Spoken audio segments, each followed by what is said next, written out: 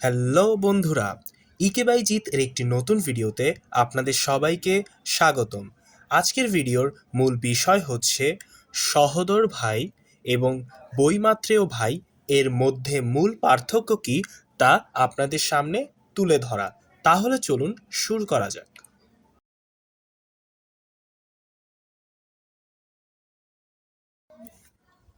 সহোদর ভাই কথাটির সহোদর অর্থ হচ্ছে একই মায়ের সন্তান এবং বৈমাত্রেয় ভাই কথাটির বৈমাত্রেয় শব্দটির অর্থ হচ্ছে ভিন্ন মায়ের সন্তান।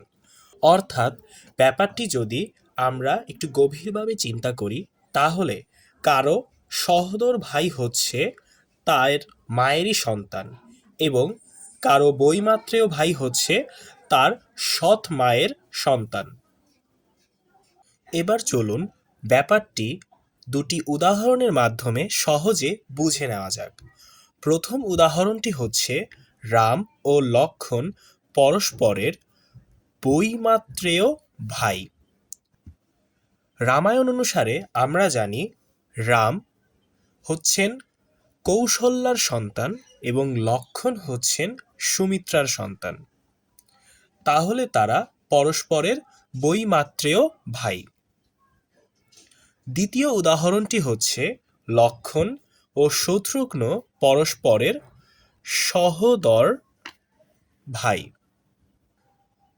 রামায়ণ অনুসারে আমরা জানি লক্ষ্মণ এবং শত্রুঘ্ন উভয়ই সুমিত্রার সন্তান। যদি আমার এই ভিডিও থেকে আপনারা সামান্যতম উপকৃত হয়ে থাকেন তাহলে অবশ্যই আমার ভিডিওটিকে লাইক এবং শেয়ার করবেন এবং অবশ্যই আমার চ্যানেলটিকে সাবস্ক্রাইব করে রাখবেন যাতে করে এমন কোনো ভিডিও পাবলিশ করলে তার নোটিফিকেশন সবার আগে আপনার কাছে পৌঁছে যায়।